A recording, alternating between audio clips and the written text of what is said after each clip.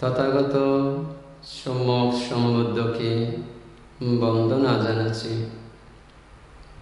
দ্বিতীয়বারও অনুরূপভাবে সেই ভগবান অরহত তথাগত সম্যক সম্বুদ্ধকে বন্দনা জানাচ্ছি। তৃতীয়বারও সেই ভগবান অরহত তথাগত সম্যক সম্বুদ্ধকে বন্দনা জানাচ্ছি।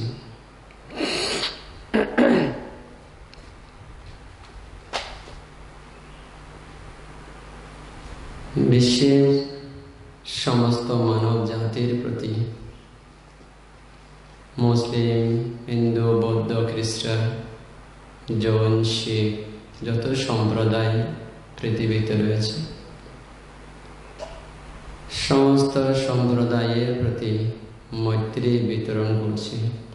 সমস্ত সম্প্রদায়ের সুখ কামনা করছি, মঙ্গল কামনা করছি। এই ছাড়াও অন্যান্য যত প্রাণী রয়েছে সমস্ত প্রাণীগণের স্বস্তি কামনা করছি, সুখ কামনা করছি, সবার উদ্দেশ্যে মৈত্রী বিতরণ করছি। আজকে আলোচনা করব চিত্ত দমন বিষয়ে এবং অহংকার কি করে পরিত্যাগ করা যায়, কি করে নিরহংকারী নিরভিমানী হওয়া যায়। এই ব্যাপারে অনেক রাস্তা আছে। আমি দুই একটা উপমা বা একটা মার্গের কথা, রাস্তার কথা বলবো। উপায় অনেক আছে কি করে চিত্তকে দমন করা যায়। অস্থির চিত্ত, চঞ্চল চিত্ত, বিক্ষিপ্ত চিত্ত এবং বিশেষ করে অহংকার কি করে পরিত্যাগ করে নিরহংকারী নিরভিমানী হওয়া যায়। এই নিয়ে অনেক রাস্তা আছে নিরহংকারী হওয়ার। আমি দুই একটা উপায় বলবো।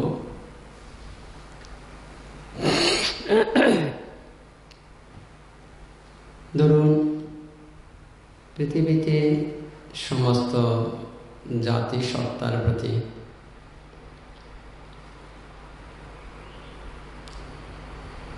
শিক্ষিত অশিক্ষিত, ধনী গরিব,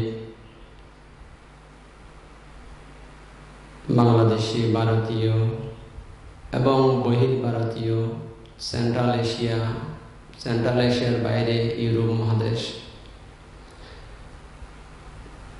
পৃথিবীর সর্বত্রই সবার জীবনাচার দেখলে, সবার আচার ব্যবহার যদি পর্যবেক্ষণ করা হয়, প্রত্যক্ষ করা হয়, কিংবা তা যদি সমীক্ষা করা হয়, দেখা যায়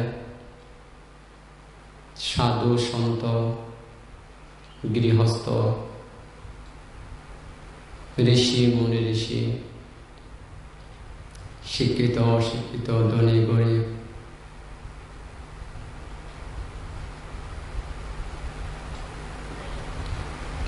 গুটি কয়েকজন, দুই একজন যদি বাদ দেওয়া যায় তাহলে অন্যদের মধ্যে দেখা যায় কেবল অহংকার আর আত্মাভিমান। কারো রূপের অহংকার, কারো শিক্ষার অহংকার, কারো ক্ষমতার অহংকার, কারো জনবলের অহংকার, কারো টাকার অহংকার, তো কারো জায়গার অহংকার, কারো ব্যবসা বাণিজ্যের অহংকার। কেউ শিক্ষার অহংকার, কেউ ভূসম্পত্তির অহংকার, কেউ উচ্চ পদবী লাভ করেছে সে পদের অহংকার। কত কিছুর যে অহংকার আছে তা চিন্তার অতীত। মানুষের মনের মধ্যে কত অহংকার বাসা বেঁধে রেখেছে, অনেকটা চীনের প্রাচীরের মতো, অনেকটা খাপতাই বাংলাদেশে খাপতাই বাদের মতো অহংকার মানুষের মধ্যে জন্মান্তরে অহংকার করতে করতে অহংকারের পিলার এতটা মজবুত হয়েছে, অহংকারের প্রাচীর এত শক্তপোক্ত হয়েছে। এই অহংকারের জন্য গুরু শিষ্যকে মানতে চাইছে না, শিষ্য গুরুকে মানতে চাইছে না, মাতা পিতা সন্তানকে মানতে চাইছে না, সন্তান মাতা পিতাকে মানতে চাইছে না, শিক্ষক শিক্ষিকাকে ছাত্রছাত্রী মানতে চাইছে না, ছাত্রছাত্রীকে শিক্ষক শিক্ষিকা মানতে চাইছে না। এবং কি রাজনীতির ক্ষেত্রে, কি শিক্ষার ক্ষেত্রে, কি ধর্মের ক্ষেত্রে সেবক সেবিকা গুরুকে মানতে চাইছে না, গুরু সেবক সেবিকাকে মানতে চাইছে না। অহংকার, এই অহংকারের জন্য একজনের অহংকারের কারণে অসংখ্য মানুষ পদপিষ্ট হচ্ছে, অহংকারের কারণে পদপিষ্ট। তো এখান থেকে বাইরে কি করে বের হওয়া যায়, এই নিয়ে অনেক রাস্তা আছে।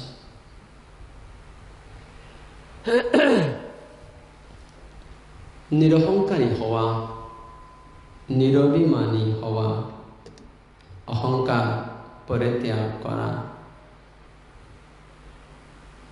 অহংকারের কারণে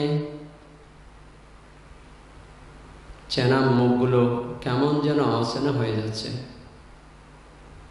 আত্মীয় অনাত্মীয়ে পরিণত হচ্ছে, আপন পর হচ্ছে, কাছের মানুষকে অনেক দূরে ঠেলে দেওয়া হচ্ছে, আপন জনকে এখন অপরজন ভাবতে শুরু করে দিয়েছে। অহংকার, অহংকারের কারণে, আত্ম অভিমানের কারণে, পদের কারণে, পদের মোহ, শিক্ষার মোহ, অহংকারের মোহ। এই অহংকারের কারণে, আত্ম অভিমানের কারণে মানুষ এখন আর সত্য ধর্ম নেই, দেখতেই পাচ্ছে না। অহংকারে এতটা অন্ধ বানিয়ে দিয়েছে মানুষকে। অহংকার, এখান থেকে কি উপায়ে বাইরে বের হওয়া যায়?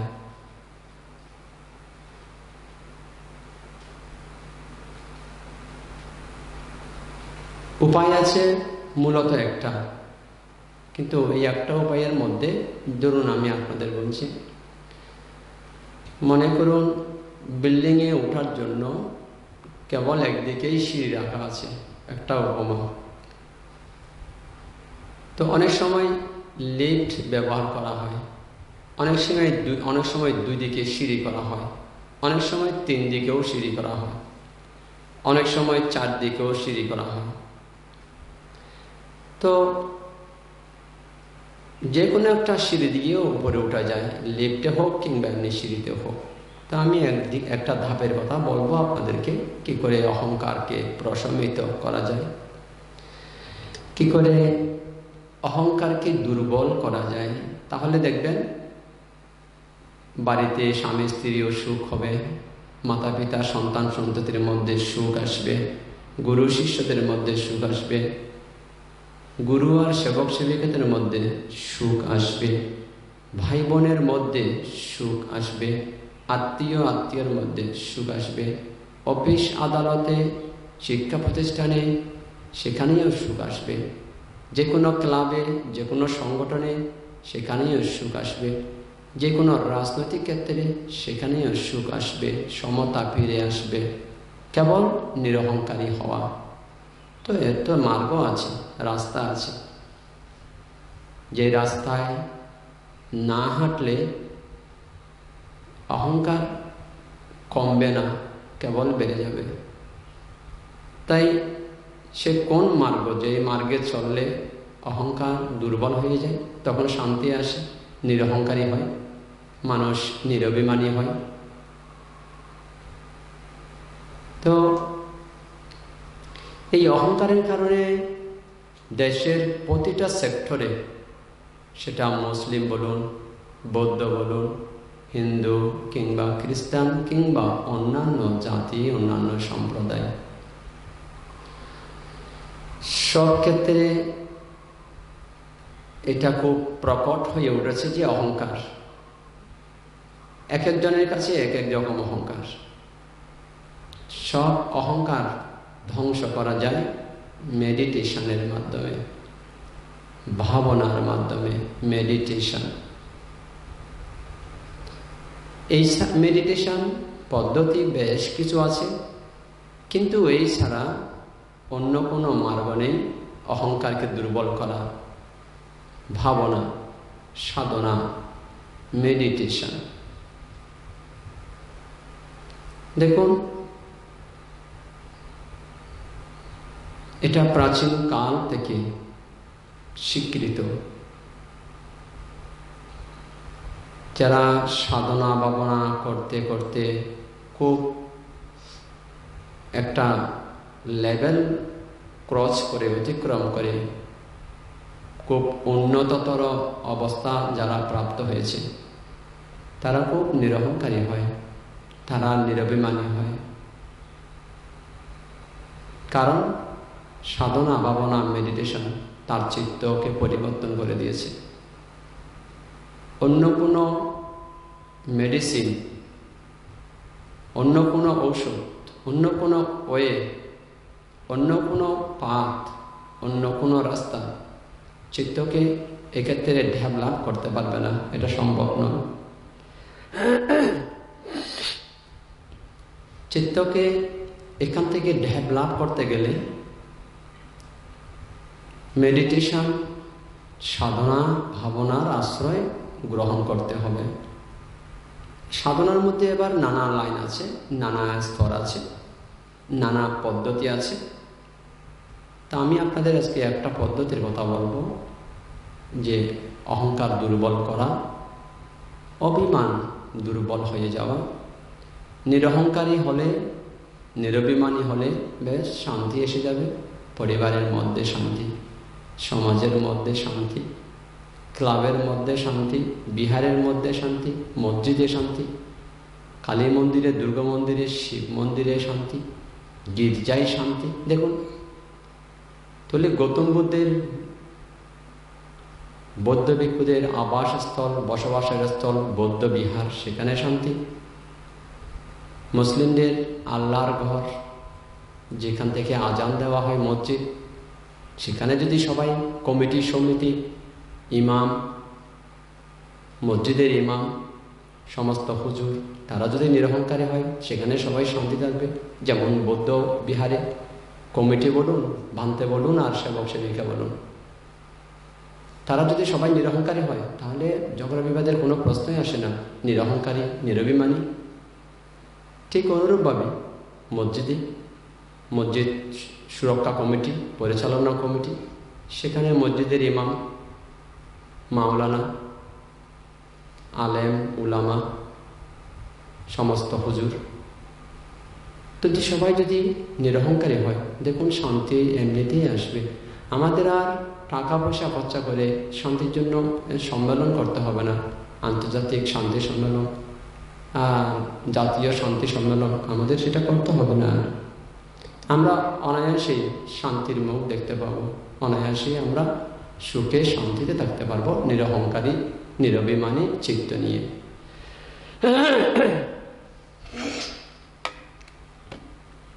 তো এখানে ঠিক অনুরূপভাবে কালী মন্দির, শিব মন্দির, হনুমান মন্দির, কিংবা এরকম যত মন্দির আছে, শনি মন্দির, দুর্গা মন্দির, যত মন্দির আছে, মন্দিরে একটা পরিচালনা সংরক্ষণ কমিটি আছে এবং সেখানে পুরোহিত থাকে, ব্রাহ্মণ পুরোহিত। এবং যে কোনো জায়গায়, যেমন ধরুন রামকৃষ্ণ মিশন, যেটা বীর সন্ন্যাসী স্বামী বিবেকানন্দ প্রতিষ্ঠা করেছিলেন, রামকৃষ্ণ মিশন। রামকৃষ্ণ মিশনে বলুন, সেখানে যারা স্বামীজি যারা রয়েছে, রামকৃষ্ণ মিশনের যত স্বামীজি আছে এবং যত ব্রাহ্মণ পুরোহিত আছে, তারাও যদি নিরহংকারী হয় তাহলে কমিটির সাথে কোনো বিবাদ, কোনো সংঘর্ষ আসবে না। নিরহংকারী হওয়া, একজন আরেকজনকে যখন নিরহংকার নিরভিমান চিত্ত নিয়ে পাশে দাঁড়াবেন, তখন দেখবেন অনাত্মীয় কি আত্মীয় মনে হবে।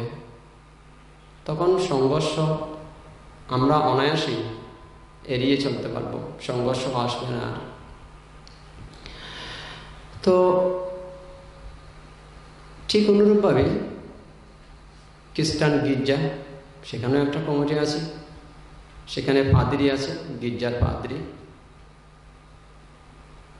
সেখানে যত খ্রিস্টান ধর্মগুরু, পোপ, গির্জার পাদ্রী এবং সেখানে যারা সিস্টার আছে, সবাই যদি ধর্মগুরু এবং কমিটির মানুষ সবাই যদি নিরহংকারী হয়, বিবাদের প্রশ্ন আসে না। বিবাদের কোনো কারণ আমি দেখতে পাচ্ছি না। ঠিক অনুরূপভাবে রাজনীতির ক্ষেত্রে যদি নিরহংকারী নিরভিমানী হওয়া যায়, দেখবেন সেখানেও আর দ্বন্দ্ব, কলহ, বিবাদ উৎপন্ন হবে না। তাহলে দেশের রাজনীতিও ভালো চলবে, রাজাও ভালো থাকবে, দেশও ভালো থাকবে।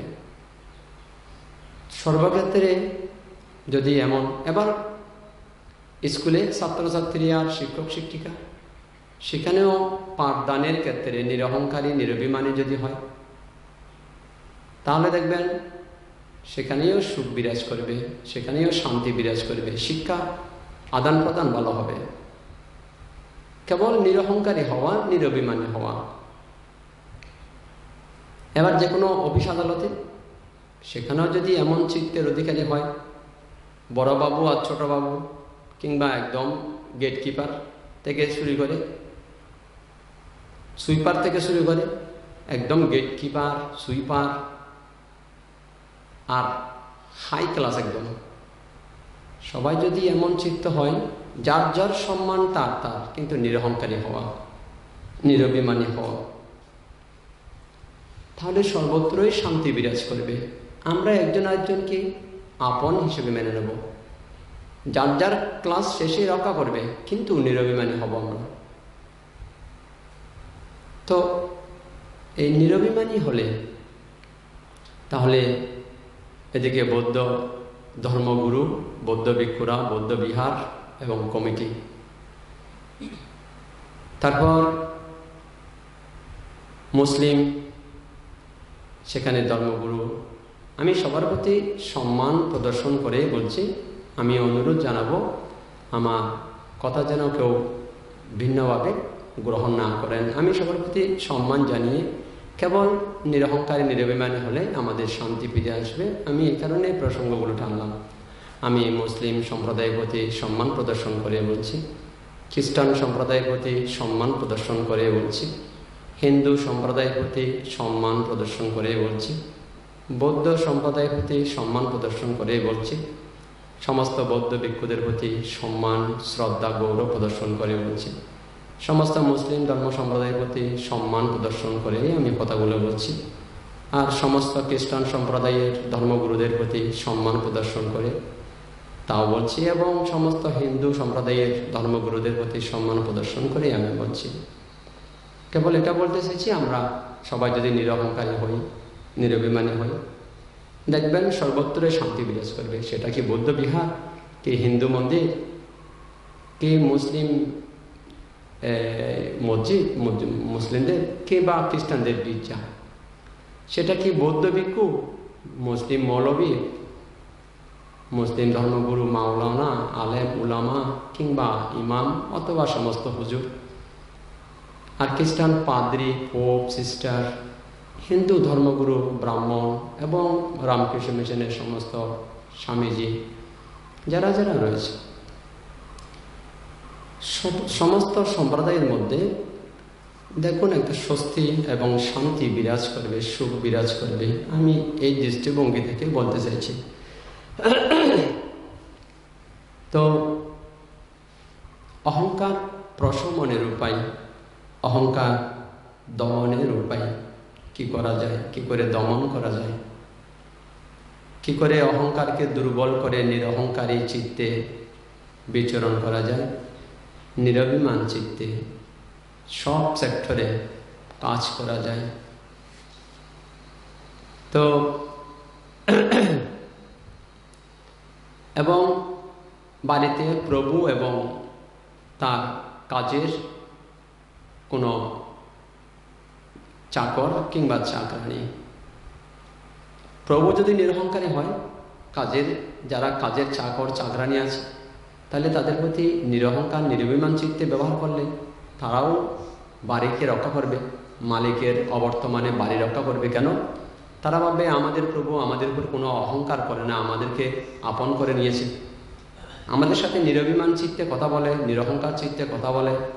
আমাদের প্রভু নেই, তাতে কি হয়েছে, আমরা রক্ষা করি, ওনারা তখন বাড়ি রক্ষা করবেন। যদি বাড়ির মালিক যদি সর্বদা অহংকার আর অভিমান বসে, বাড়িতে যারা চাকর চাকরানি তাদের উপর যদি সর্বদা অত্যাচার অনাচার করে, অহংকার অভিমান, তাহলে দেখবেন বাড়িটা অরক্ষিত হবে। ঠিক অফিসের মধ্যেও, অফিসে যিনি বিগ বস, বড়বাবু, ম্যানেজার, কর্তা ব্যক্তি, তারাও যদি অন্যান্য ম্যানেজার, অন্যান্য পোস্টের কর্মচারী, তাদের প্রতি যদি সদয় ব্যবহার করে, দারোয়ানের প্রতি, জারোদারের প্রতি, দেখবেন তারাও আস্তে আস্তে আস্তে আস্তে তাদের চিত্ত ডেভেলপ হবে, আন্তরিকতা বেড়ে যাবে, ভালোবাসা বেড়ে যাবে। তাহলে আমাদের মধ্যে শান্তি অনায়াসে ফিরে আসবে, পরস্পরের মধ্যে। কেবল আমাদের নিরহংকারী হওয়া, নিরভিমানী হওয়া, সবার সাথে ভালো ব্যবহার করা, সদ্য ব্যবহার করা, সৎ ব্যবহার করা। তো এগুলো করার জন্য আমি একটা আপনাদের একটা রাস্তা বলে দিচ্ছি। মেডিটেশনের মাধ্যমে আমাদেরকে যেতে হবে, অন্য কোনো রাস্তা খোলা নেই। তো এটা বলতে পারেন মেডিটেশন ছাড়া অন্য কোনো রাস্তা খোলা নেই বলছি এই কারণে, ধরুন একটা বাড়িতে কেবল একটা দরজা আছে, একটা উপমা দিচ্ছি আপনাদেরকে, চতুর্দিকে কোনো দরজা নেই, তিন দিকে দরজা নেই, একদিকে একটা দরজা আছে। তো অন্যদিকে আপনি চেষ্টা করলেও ঢুকতে পারবেন না। কেন? ওই একটাই দরজা, সেই দরজা দিয়ে আসতে হবে। ঠিক এখানে চিত্তের অহংকার বহু জন্মান্তর ধরে চিত্তের মধ্যে যে অহংকার জমা হতে হতে সেটা যে একদম অবস্থা পরিস্থিতি অন্যরকম, সেটা দূর করতে হলে আমাদের দীর্ঘদিন সাধনা ভাবনার প্রয়োজনীয়তা রয়েছে। তা এতটা জমাট বেঁধে রয়েছে চিত্তের মধ্যে, চিত্তের গভীরে। তো সেটা আমাদেরকে খোঁজ করতে করতে একদম গোডাউনে চলে যেতে হবে। উপর লেভেল থেকে সেটাকে দমন করা যাবে না। সে কারণে daily 5 minute, 10 minute, 15 minute, 20 minute, 30 minute, যদি সম্ভব হয় 1 আওয়ার অথবা হাফ অ্যান আওয়ার, এতে সব কাজ ভালো চলবে। আস্তে আস্তে মানুষ উন্নত থেকে উন্নততর অবস্থা প্রাপ্ত হবে। আপনার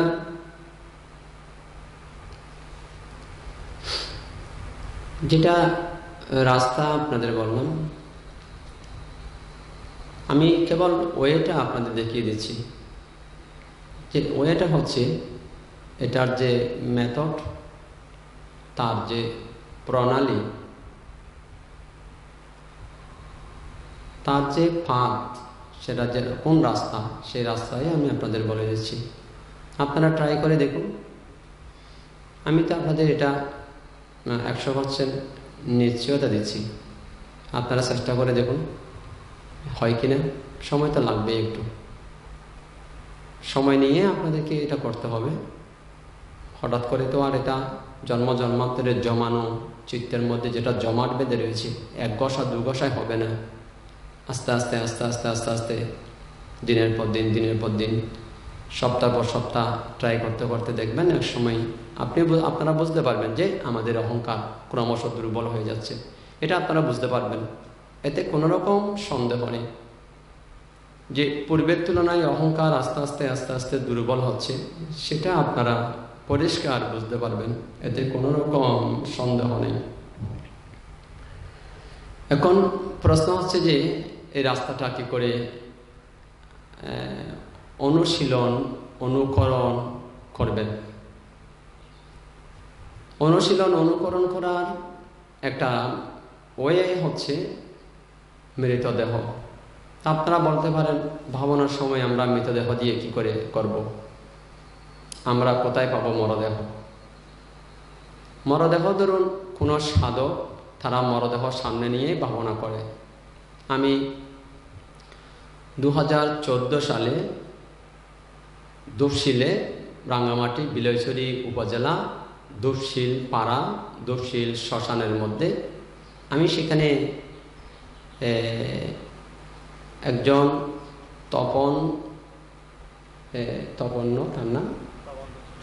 একজন তপন তঞ্চঙ্গা, এখানে যে আসে বরুণ তঞ্চঙ্গা বিলাসরা থেকে, বরুণ তঞ্চঙ্গা বরুণ কারবারি, তার জামাতা, তার মেয়ের জামাই, দুশিল পাড়ার মধ্যে তপন তঞ্চঙ্গার একটা ছেলে মারা গেছিল। তো আমি বললাম ছেলেটা আমাকে দিয়ে দিন, 14 সালের কথা বলছি।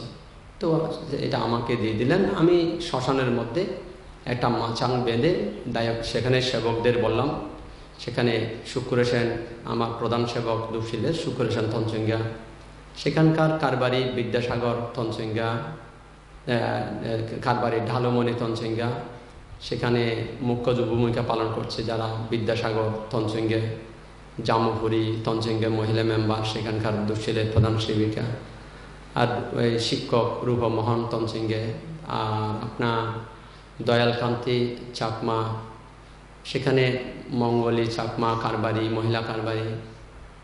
তো সেখানে প্রাক্তন মেম্বার সোনামোহন তঞ্চঙ্গে, সেখানে যারা যারা মুখ্য ছিলেন, আর যুবকদের মধ্যে বেশ কিছু ছিল। তাদেরকে বললাম যে আমাকে একটা মাচাং বেঁধে দিন শ্মশানের মধ্যে। আমি শ্মশানে নীরবে নিবৃত্তে ওই মরদেহ নিয়ে আমি ভাবনা করেছিলাম 2014 সালে রাত দিন ওই মরদেহ নিয়ে আমি ভাবনা করেছিলাম। তো ভাবনা করার সময় আপনারা যারা হয়তো, যেহেতু আপনারা দেখেননি, আপনারা হয়তো বিশ্বাস করতে পারবেন না, ওই সেখানে মরদেহ খাওয়ার প্রাণীর অভাব নেই জঙ্গলে। কুকুর, শিয়াল এবং আরও কত রকম কত রকম প্রাণী আছে যে কুকুরের মরদেহ বক্ষণ করার জন্য আসে রাত্রে। এই মরদেহ আমি তো আমার সামনে নিয়েই ভাবনা করছিলাম। ওই মরদেহ টেনে অনেক সময় জঙ্গলে লুকিয়ে ফেলে। হ্যাঁ, খেতে খেতে আপনার প্রায় হাত খেতে খেতে এখান থেকে খেতে খেতে খেতে খেতে প্রায় এ পর্যন্ত খেয়ে ফেলেছে। তারপর আপনার ডান হাতও এখান থেকে খেতে খেতে প্রায় এ পর্যন্ত খেয়ে ফেলেছে। ঠিক বাঁ পা এবং ডান পা সেটা খেতে খেতে অনেক সময় একদম রানের উপর উঠে গেছে। ওই অবস্থা পর্যন্ত আমি জঙ্গল থেকে আবার টেনে নিয়ে আসি। মানে মাংস খাদক প্রাণীরা, আমি যখন ইয়াতে উপরে একটু আহারের জন্য চলে আসি, তখন মাংস খাদক প্রাণীরা টেনে জঙ্গলে ঢুকিয়ে ফেলে। আমি গিয়ে দেখি মাচাঙের মধ্যে মরদেহ নেই। আমি আবার এদিক সেদিক অনেক অনুসন্ধান করে দেখি জঙ্গলের মধ্যে। আমি মরদেহটা আবার টেনে আবার আমি মাচাঙে নিয়ে আসি। এই করে আমি কতবার জঙ্গল থেকে টেনে এই মরদেহ, এই ক্ষত বিক্ষত দেহ টেনে তুলেছি, চিন্তা করা যাবে না আমি কতবার তুলেছি এরকম। তো সেটা কেউ হয়তো পারবে না, কেন অনেকের ঘৃণা চলে আসবে, শখ চলে আসবে, খেতে ইচ্ছা করবে না, কিন্তু আমি করেছি। হয়তো তখন আমার চিবর টিবর দিয়েও মরদেহের গন্ধ বেরিয়েছিল। 14 সালে আমার পরিস্থিতি এরকম হয়েছিল তখন। তো আমি আপনাদের এই কারণে বলছি যে আমি স্বয়ং এটা ভাবনা করেছি, এই জন্যই আমি আপনাদের বলছি যে আপনারা যদি এভাবে আমি আপনাদের পদ্ধতিগুলো বলে দেব কি করে ভাবনা করবেন। তো আমি এটা বলছি না যে মরদেহ নিয়ে ভাবনা করতে হবে, আপনাদের সেটা করতে হবে না। তো কারণ এই মরদেহ নিয়ে মানুষ করতে পারবে না, রাত্রের মধ্যে তার ভয় চলে আসবে, এটা স্বাভাবিক। এটা সবাই নয়, এটা অনেক একদম বলতে গেলে এটা কেউ মেনে নিতে পারবে না, যে মানতে পারবে না রাত্রে মরদেহ নিয়ে থাকবে, এটা সম্ভব নয় মানুষের পক্ষে। কিন্তু কিছু কিছু মানুষের পক্ষে সম্ভব, যারা সাধক, যারা খুব উন্নত স্তর প্রাপ্ত, এরকম সাধকদের পক্ষে সম্ভব হবে। তো এবং সাহসও থাকতে হবে, যারা দুর্বল চিত্ত তারা পারবে না। তো আমি এরকম এই মরদেহ নিয়ে যখন এখানে ভাবনা করছিলাম, বা আপনাদের এভাবেই ভাবনার পদ্ধতি আমি আপনাদের এটা বলছি এই কারণে যে অহংকার কি করে প্রশমিত করা যায়, অভিমান আত্মাভিমান কি করে দুর্বল করা যায়, কি করে শান্তিতে সহাবস্থান করা যায়। তো কোনো একটা মরদেহ দেখে আপনারা একটা কাজ করতে পারেন, এটা ওই মর্গ আর কি, হসপিটালে। আমি কলকাতায় স্টাডির সময় আমি কলকাতাতে একটা মর্গে ঢুকেছিলাম। আমি পারমিশন নিয়ে ঢুকেছিলাম কলকাতা মেডিকেলে। আমি কলকাতা মেডিকেলের মধ্যে আমি ঢুকেছিলাম। আমি তারপর ডক্টর অরুন্ধতী মহাতেরও আমরা ঢুকেছিলাম। একটা মরদেহ আমাদের ওই ভক্তের, সেখানে আমাদের ভক্ত ছিল, তাদের মরদেহ খুঁজে পাওয়া যাচ্ছিল না। তো সেটা আমি আর ডক্টর অরুন্ধতী মহাতেরও আমরা একসাথেই থাকতাম তখন এক রুমে, কলকাতা পটারি রোডে বিদর্শন শিক্ষা কেন্দ্রে। তো কলকাতা পটারি রোডে বিদর্শন শিক্ষা কেন্দ্রে আমি যখন পিএইচডি করছিলাম ওই সময়কালীন কথা। তো পাহাড়গুলো আরেকটু স্লো করলে ভালো হবে। ওটাও আপনার তখন ওই মর্গের মধ্যে আমি স্বয়ং ঢুকেছিলাম, ডক্টর অরুন্ধতী মহাতর তিনিও ঢুকেছিলেন মর্গের মধ্যে, আমরা ঢুকেছিলাম। সেখানে আমি অসংখ্য লাশ দেখতে পেয়েছি মর্গের মধ্যে। সেটা একটা বিশাল একটা হলঘর ছিল, এরকম বিশাল বড় হলঘর। তো হলঘরের মধ্যে এভাবে একদম, ওটাকে ইলিশ ফাইল বলে, চতুর্দিকে লম্বা করে এদিক থেকে ইলিশের মাঝখানের দিকে, আবার ওদিকে, আবার ওদিকে, আবার এদিকে, ঠিক মাঝখানে আবার রাখা হয়েছে, জাস্ট গলিটা রাখা আছে। তা আমি সেখানে মর্গে ঢুকেছিলাম। মানে কাপড়কে কত বাজ করেছি, এখানে দিলাম, তারপরেও মানছে না। কাপড় একদম খুব মোটা করলাম, তারপরেও মানছে না। তো তারপরেও আমি সেখানে দেখেছিলাম যে কেন ডেড বডিটা শনাক্ত করার জন্য, ওখানে শনাক্ত করার জন্য ঢুকেছিলাম। তো আপনাদের এটা বলছি কারণে ভাবনার পদ্ধতিটা আপনারা কি করে করবেন, যেহেতু মরদেহ নিয়ে আপনারা করতে পারবেন না, মরদেহ কে আপনাদের দেবে। তো আপনারা যে কোনো ওয়েতে যদি মর্গে একবার দেখে আসতে পারেন, মর্গে, অথবা যদি না দেখতে পারেন, হয়তো মর্গে সাধারণত প্রবেশ অধিকার দেওয়া হয় না। তো এবার যদি মর্গেও প্রবেশ অধিকার না দেওয়া হয়, না যেতে পারে, তাহলে আপনারা যারা যেতে পারে তারা মর্গে গিয়ে প্র্যাকটিক্যাল অভিজ্ঞতা স্বয়ং দেখে আসতে পারেন। 2 দিন 3 দিন 4 দিন পর ডেড বডি কীরকম হতে পারে। তো এবার ভাবনা কি করে করবেন এটা, ধরুন যে কোনো একটা বাড়িতে রাত্রে হোক অথবা অফিসে হোক, সময় নিয়ে একটু স্বল্প সময় নিতে হবে আপনাকে। 30 মিনিট বা 1 ঘন্টা, একদম অল্প সময়ের মধ্যে হবে না, একটু করে সময় নিতে হবে। 30 মিনিট সময় হলেও নিতে হবে। দৈনিক 30 মিনিট সময় নিয়ে করুন, সকাল 30 মিনিট, বিকাল 30 মিনিট। এবার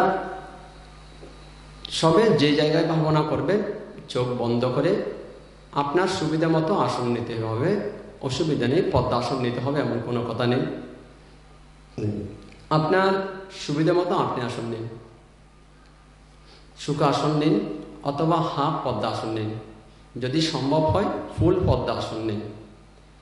এবার বাঁ হাতের উপর ডান হাত রেখে কোলের মধ্যে, চোখ বন্ধ করে, ঘাড় সোজা, মেরুদণ্ড সোজা। এবার আপনি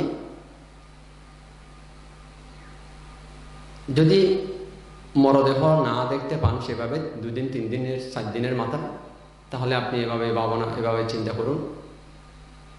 1 দিন 2 দিন 3 দিন অতিক্রম হওয়ার পর 4 দিনের মাথায় কিংবা 3 দিনের মাথায়, সেটা 3 দিন পর কিংবা 4 দিনের মাথায়,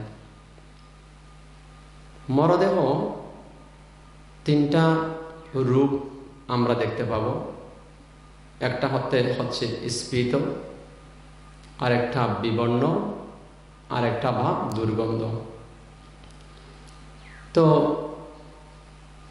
তাহলে 3 দিনের মাথায় কিংবা 4 দিনের মাথায় মরদেহ যদি উইদাউট মেডিসিন যদি রেখে দেওয়া হয়, এটা স্বাভাবিক তার গতি, এটা ফুলে যাবে, স্ফীত, বিবর্ণ, এটা সাংঘাতিক কুৎসিত বর্ণ হয়ে যাবে।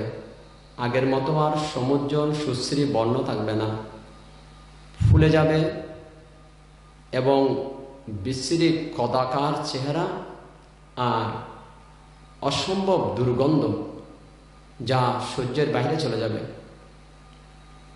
এই 3টা লক্ষণ দেখা দেবে 3 দিন কিংবা 4 দিনের মাথায়। এরপরে তো আরো অবস্থা খারাপ হবে। তো যখন এটা ভাবনা এভাবেই করবেন, ভাবনায় বসে কেবল 3 দিনের মাথায় ডেড বডি কিরকম হতে পারে তা ভাবিত চিত্ত দিয়ে ভাবা, যে ডেড বডি ফুলে গেছে, এটা স্ফীত, বিবর্ণ, বিশ্রী কদাকার চেহারা এবং সাংঘাতিক দুর্গন্ধ বেরোচ্ছে। এই 3টা লক্ষণ দেখা দেবে। তো আপনি চিন্তা করবেন ভাবনাতে, এটাকে ভাবিত, বহুলীকৃত চিত্ত দিয়ে ভাবা। এই যে এই ডেড বডি, এই মরদেহ এখন যে অবস্থা হয়েছে, আমি দুঃখ থেকে মুক্ত না হওয়া পর্যন্ত, নির্বাণ সাক্ষাৎ না করা পর্যন্ত, পুনর্জন্ম বন্ধ না হওয়া পর্যন্ত আমারও একই অবস্থা হবে, আমার একই গতি প্রাপ্ত হবে, আমারও একই দশা হবে। যেমন এই দেহ তেমন আমার এই দেহ, যেমনটা আমার এই দেহ তেমন যেটা দেখতে পাচ্ছি সেটাও একই দেহ ছিল, আমার মতোই তো দেহ ছিল। এই দেহ যেরকম হয়েছে ঠিক আমার দেহ একই রকম হবে। আমি নির্বাণ না লাভ করা পর্যন্ত, অরহত না হওয়া পর্যন্ত, পুনর্জন্ম বন্ধ না করা পর্যন্ত আমারও একই দশা হবে, একই গতি প্রাপ্ত হবে, আমিও আর ভিন্ন নই।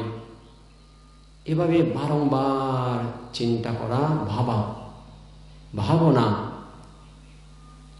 চোখের সামনে দেখতে হবে ডেড বডি দেখে যে 3 দিন পরে এটা এই দশা প্রাপ্ত হয়েছে, এই গতি প্রাপ্ত হয়েছে।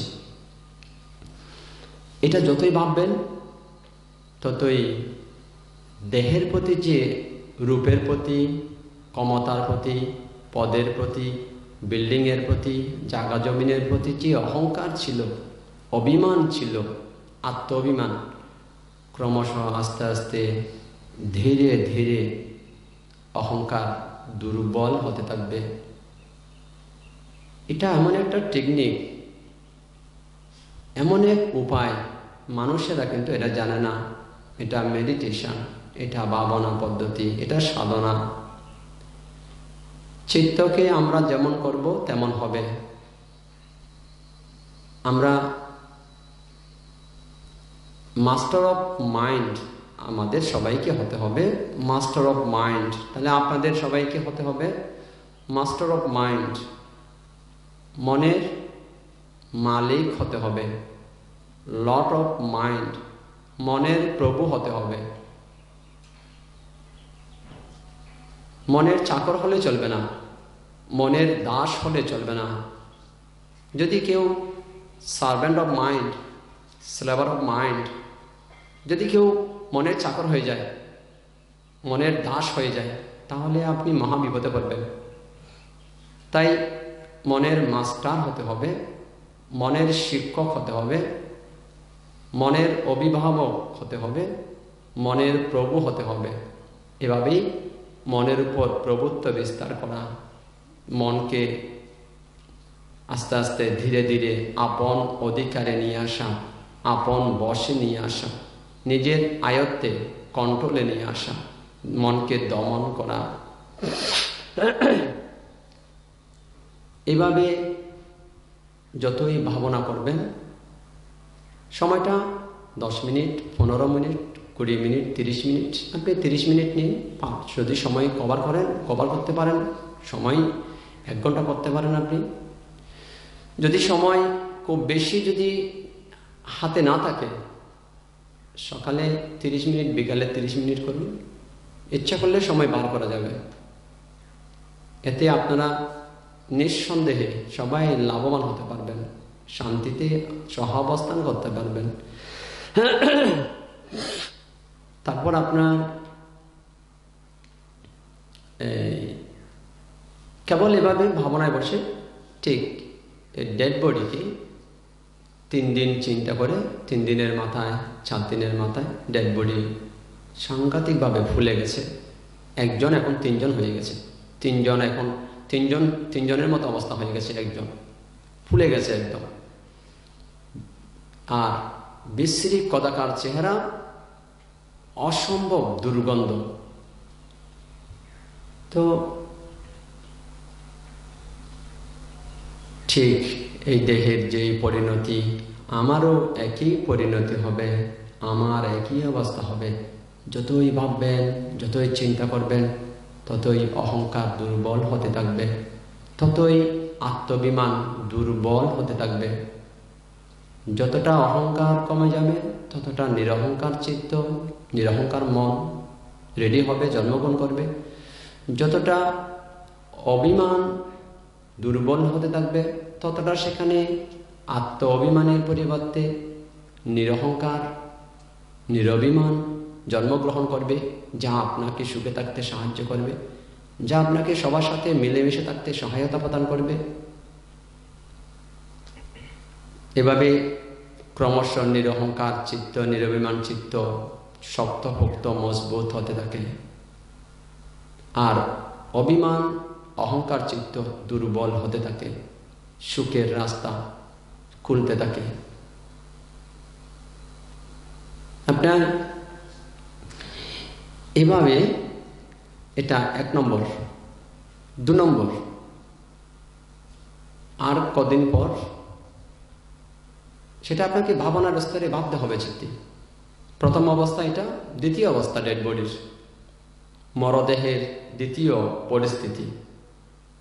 বিড়াল, কুকুর, শেয়াল, কাক, শকুন, আপনাকে এটা কল্পনার স্তরে দেখতে হবে, ভাবনার স্তরে মনকে ভাবাতে হবে। এভাবে প্রথম তো গেল 1, 2, কাক একদিকে,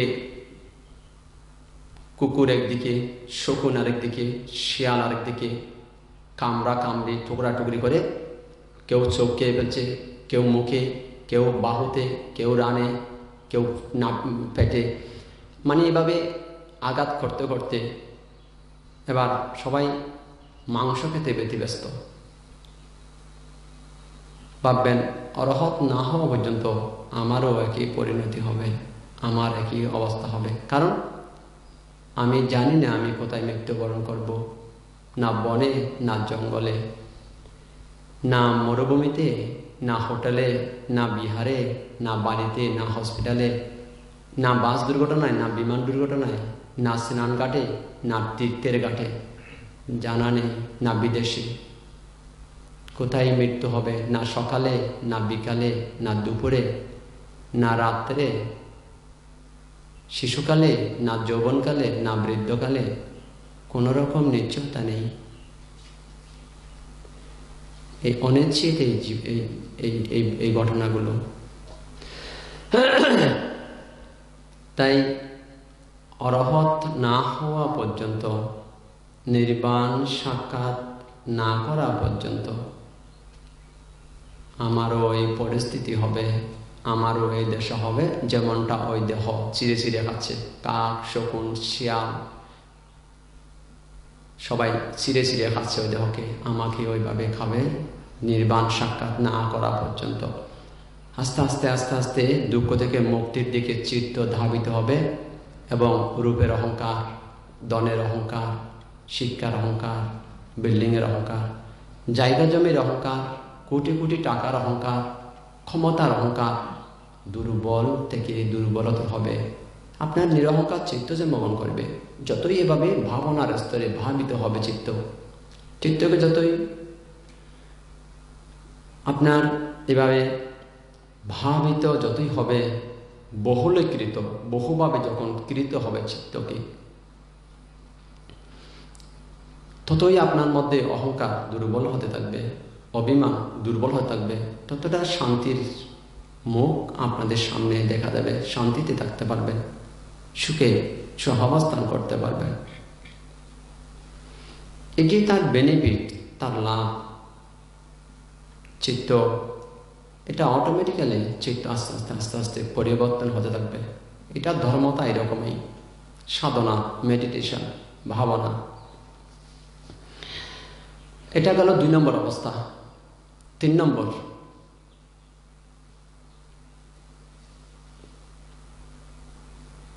রক্ত মাংসে ক্ষত বিক্ষত অবস্থায় দেহ পড়ে রয়েছে। রক্তাক্ত কত বিক্ষত দেহ পড়ে রয়েছে। এই দেহ কত অহংকার করেছিল, আপনজনকে অহংকার বসে কত আঘাত অত্যাচার করেছিল। আজকে সে দেহের পরিণাম দেখুন, সে মানুষটার পরিণাম দেখুন, এই মানুষটা কত কিছু করেছিল। তাই ভাবিত স্তরে এগুলোকে ভাবা যে আজকে ওই দেহের যে অবস্থা, আমারও তো একই অবস্থা হবে। এটাকে ভাবা, চোখ বন্ধ। এটা একটা রিসার্চ, এটা একটা গবেষণা, এটা সাধনা, এটা ভাবনা, এটাই মেডিটেশন। চিত্তকে পরিশোধন করা, চিত্তকে অহংকারের জগৎ থেকে টেনে বাইরে বের করে নিয়ে আসা, চিত্তকে অভিমানের, আত্ম অভিমানের জগৎ থেকে তাকে বাইরে টেনে বের করে নিয়ে আসা বড় কল্যাণকামীর কাজ। নিজের জন্য, নিজে, দেশের জন্য, সমাজের জন্য, পরিবারের জন্য, রাষ্ট্রের জন্য এবং পৃথিবীর জন্য বড় সুখদায়ক এই মার্গ। তো কেবল ওই দেহের সাথে নিজের দেহের কম্পেয়ার করা, তুলনা করা, অহংকার, অভিমান দুর্বল হতে থাকবে। যতটা অহংকার, অভিমান দুর্বল হবে, ততটা নিরহংকার, ততটা নিরভিমান চিত্ত পোক্ত হতে থাকবে, দক্ষ হতে থাকবে, শক্তপোক্ত হতে থাকবে, তৈরি হতে থাকবে, জন্মগ্রহণ করতে থাকবে। ততটাই আপনার মধ্যে জ্ঞান উৎপন্ন হবে।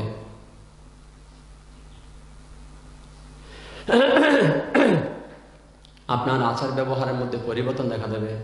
এই তো উন্নতি, শ্রীবৃদ্ধি, প্রগতি, ডেভেলপ চিত্তের, সেটা তার বাক্যের মধ্যে, আচরণের মধ্যে প্রকাশিত হবে। চিত্ত পরিবর্তনের সাথে সাথে বাক্য পরিবর্তন হচ্ছে এবং তার কায়িক কর্ম পরিবর্তন হচ্ছে। এ তো উন্নতি, এ তো শ্রীবৃদ্ধি, মেডিটেশন, ভাবনা।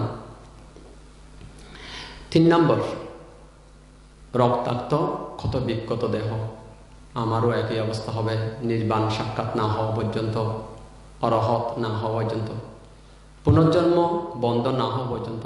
যতই ভাববেন ততই চিত্ত নির্বাণের দিকে নত হবে। ততই চিত্ত নিরহংকার নিরভিমান হবে, ততই আপনার মধ্যে জ্ঞান উৎপন্ন হবে, ততই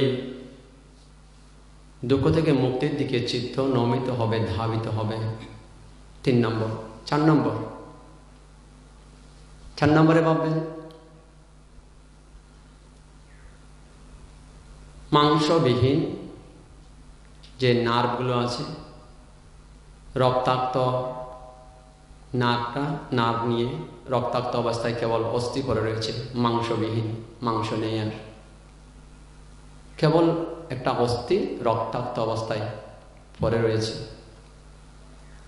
আর রক্তখাদক মাছিগুলো ভ্যান ভ্যান ভ্যান ভ্যান করে রক্ত সংগ্রহ করছে, রক্ত খেয়ে নিচ্ছে ওখান থেকে। আমারও একই অবস্থা হবে, এটা ভাবা, এটা ভিক্ষু শ্রমণ সবার উচিত চিত্ত পরিবর্তনের জন্য,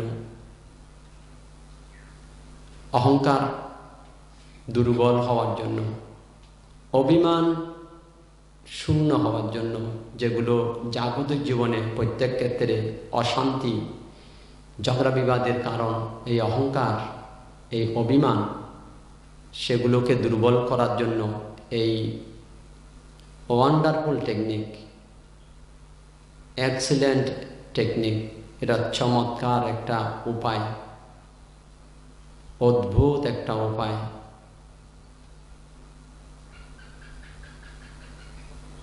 তো এই মেথড, এই প্রণালী যারা যারা অনুশীলন করবে তারাই লাভবান হবে। সেখানে সবার জন্য এই উপায় কেবল একজনের জন্য নয়।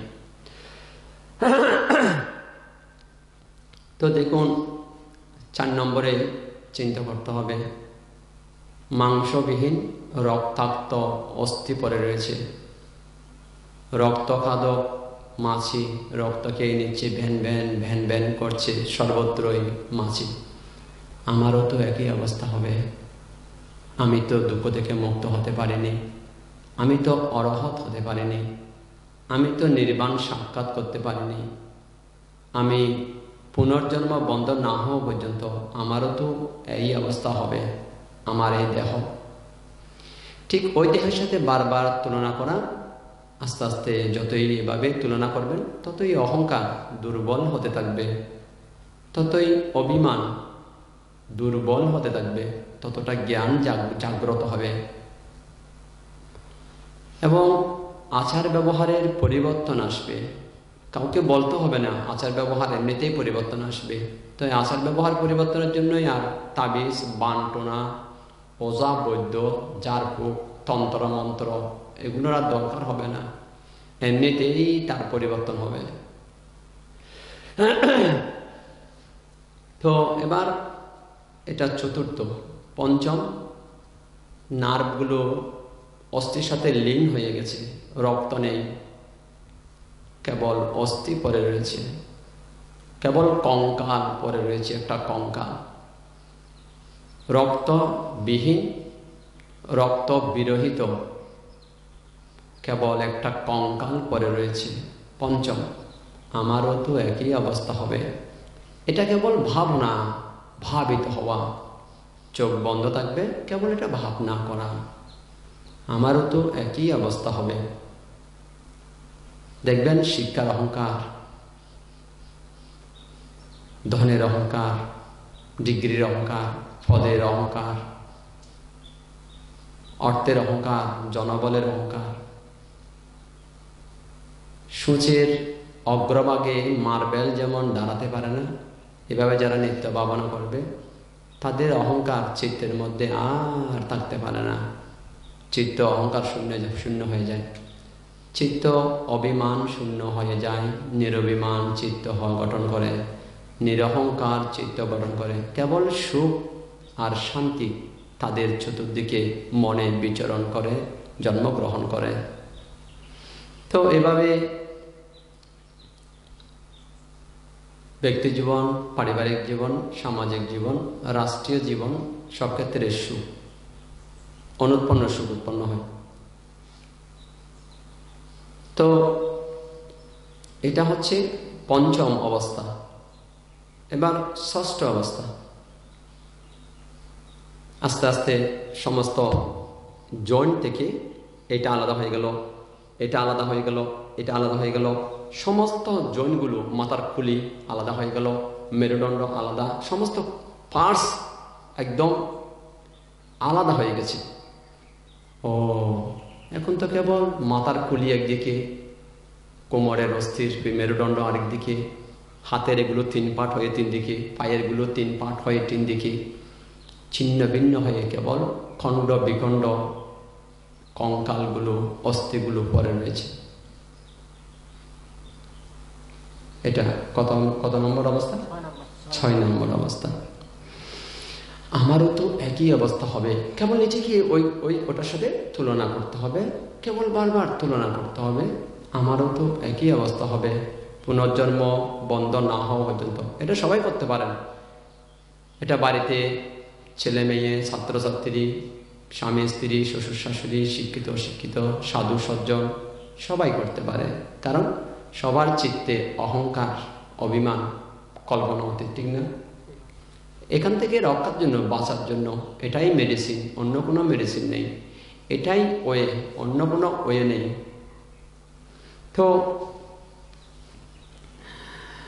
এবার আমারও একই অবস্থা হবে, বারবার ভাবনার স্তরে কেবল চিত্তকে ভাবিত করা, অহংকার দুর্বল হওয়ার এটা মার্গ।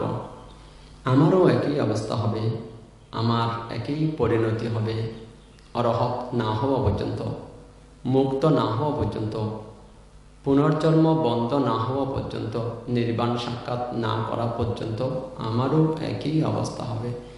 যত এভাবে ভাবনা করবেন তত এই চিত্ত অহংকার আর অভিমান থেকে মুক্ত হতে থাকবে, ততটা সুখ বেড়ে যেতে থাকবে। এটা ষষ্ঠ অবস্থা। সপ্তম অবস্থা, আস্তে আস্তে অস্থিগুলো, মহিলারা যে করে শাখা, শঙ্খ, শ্বেত, আস্তে আস্তে শঙ্খ বর্ণ প্রাপ্ত হচ্ছে, শ্বেত ওই শাখার মতো আস্তে আস্তে আস্তে আস্তে সেই অস্থিগুলো শ্বেত বর্ণ ধারণ করছে। আমারও একই অবস্থা হবে, অরহত না হওয়া পর্যন্ত আমারও তো এমন হবে, আমিও তো এই দশা প্রাপ্ত হতে পারি, আমারও তো এই গতি হতে পারে, আমিও তো এর ব্যতিক্রম নই।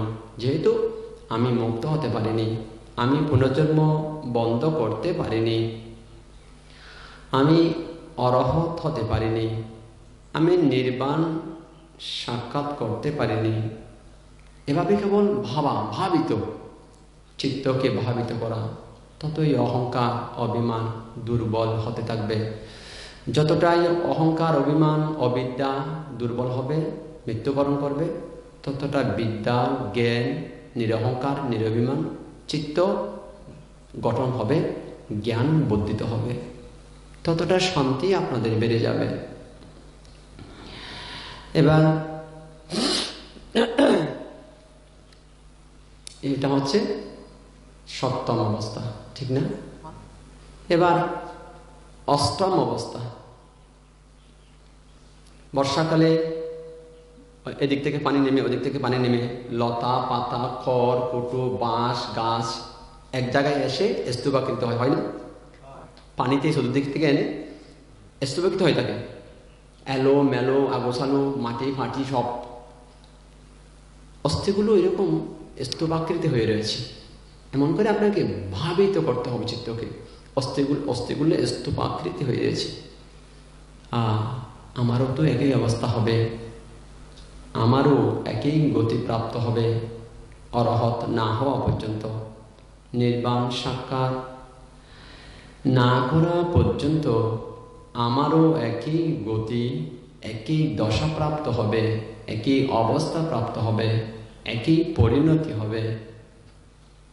যতই ভাববেন, যতই ভাবিত হবে, ততই অহংকার অভিমান দুর্বল হতে থাকবে, অবিদ্যা দুর্বল হবে, বিদ্যা প্রবল হবে, জন্মগ্রহণ করবে, অজ্ঞান দূর হবে, জ্ঞান উৎপন্ন হবে, ততটাই নির্বাণের দিকে চিত্ত নমিত হবে। আস্তে আস্তে আপনারা জাগতিক জীবনে, পারিবারিক ক্ষেত্রে, শিক্ষার ক্ষেত্রে, অফিসের ক্ষেত্রে, রাষ্ট্রীয় ক্ষেত্রে, সব জায়গায় শান্তি থাকতে পারবেন। সেদিন ওই চট্টগ্রামের প্রধান দায়ক ওই অনক বড়ুয়া প্রশ্ন করেছিলেন যে ভাবনা সম্পর্কে। দেখুন অনক বড়ুয়া যদি লাইনে থাকে হয়তো নিয়ে শুনতে পাচ্ছেন, দেখুন এই যে ভাবনা কতটা উপকারী মানুষের জন্য, সব ক্ষেত্রে শান্তি লাভ করা যাবে। তো আপনার বান্দরবনের প্রধান সেবিকা হেপি চাকমা তো বলছিল বানতে চিত্ত বসতে চাইছে না, চিত্ত বড় বিক্ষিপ্ত হয়ে যাচ্ছে, চঞ্চল হয়ে যাচ্ছে, কোথায় গেলে শান্তি পাবো সেটাই চিন্তা করছি। তো বললাম আপনাকে শান্তি খুঁজতে হবে এভাবে, মানে ভাবনার রাস্তা, এভাবেই শান্তি অন্বেষণ করতে হবে, অন্য কোথাও নয়। আন্টি, তাবিজ, বান, টোনা পাথর, আমেরিকা, জাপান, কোরিয়া, চীন, সেখানে নয় শান্তি। শান্তির কোনো গোডাউন বাইরে নেই, শান্তির গোডাউন হচ্ছে এখানে, শান্তির গোডাউন এখানে। আমরা বাইরে খুঁজবো না শান্তি, আমরা এখানে অন্তর্মুখী হয়ে আমরা শান্তি অন্বেষণ করবো। তো আমি প্রধান সেবিকা হেপি চাকমাকে বললাম যে বাইরে শান্তির খোঁজ করবেন না, শান্তির খোঁজ এখানে করবেন, এখানে শান্তির গোডাউন আছে।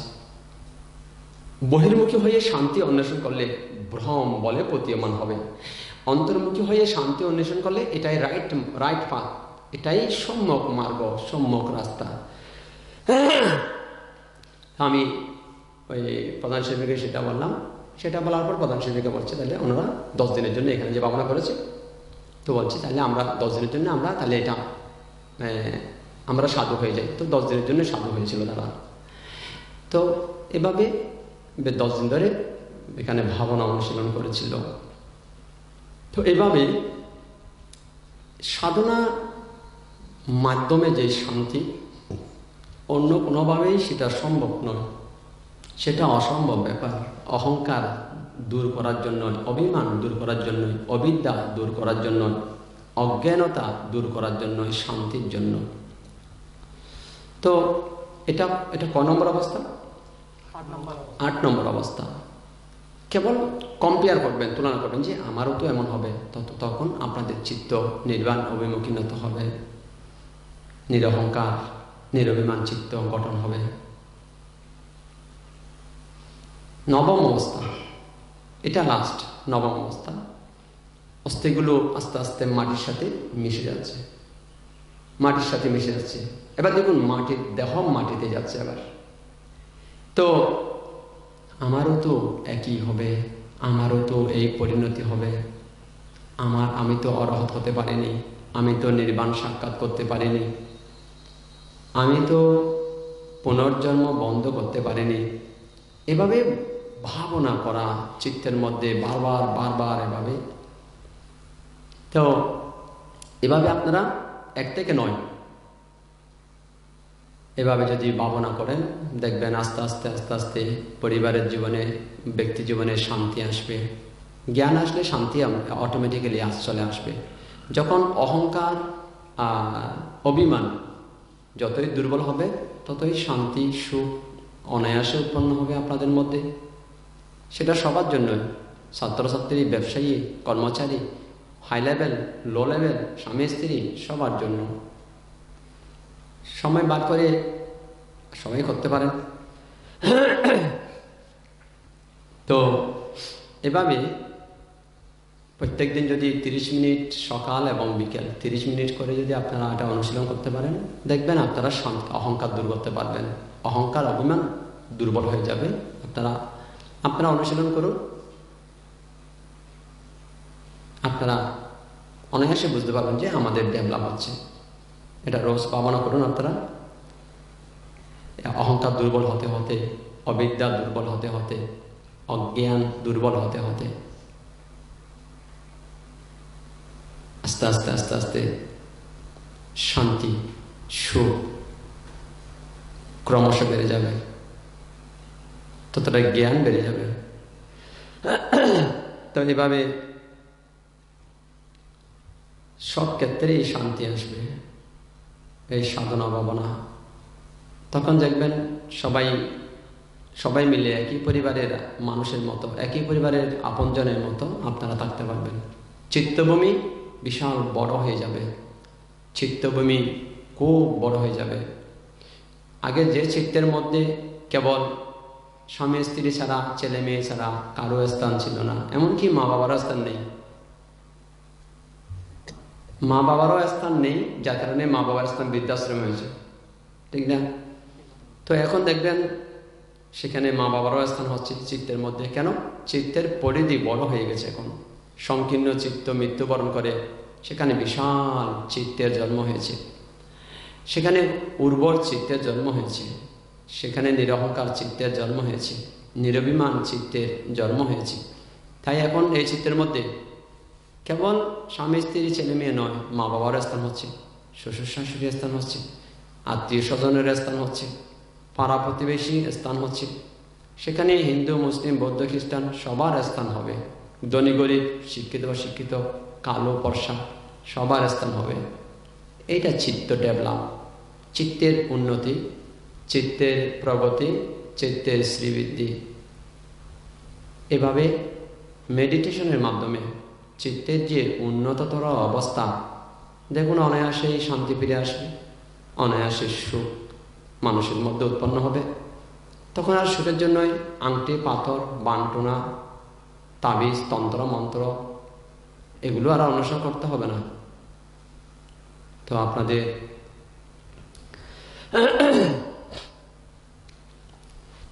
সবার কল্যাণ হোক, আপনাদের সবার জয় মঙ্গল হোক, আপনাদের সবার স্বস্তি মুক্তি হোক। বিশ্বের সমস্ত প্রাণী, মুসলিম, বৌদ্ধ, হিন্দু, খ্রিস্টান, জৈন, শিখ এবং অন্যান্য যত মানব জাতি ব্যতীত অন্যান্য যত প্রাণী আছে, দৃশ্য অদৃশ্য, কায়া সম্পন্ন, কায়াবিহীন, চক্ষু সম্পন্ন, চক্ষুবিহীন, পদ সম্পন্ন, পদবিহীন, দ্বিপদ, চতুষ্পদ, বহুপদ, যারা অতি ক্ষুদ্রানুক্ষুদ্র, ছোট, মাঝারি, বৃহৎ, যারা জন্মগ্রহণ করেছে, যারা জন্মগ্রহণ করেনি, এখনো মাতৃ গর্ভে রয়েছে, সমস্ত প্রাণী, আর্য অনার্য, দেব নাগ যক্ষ, ভূত প্রেত, মনুষ্য মনুষ্যগণ, প্রেত পিশাচ এবং নারকীয় প্রাণীগণ, সকলের সুখ কামনা করছি, সকলের স্বস্তি কামনা করছি। সকলে শত্রুমুক্ত হোক, সকলে বিপদ মুক্ত হোক, সকলে রোগ মুক্ত হোক, সকলে সুখী হোক, সকলের স্বস্তি হোক, জগতের সমস্ত প্রাণী সুখী হোক, সবাই সুখী হোক, সবার স্বস্তি মুক্তি হোক।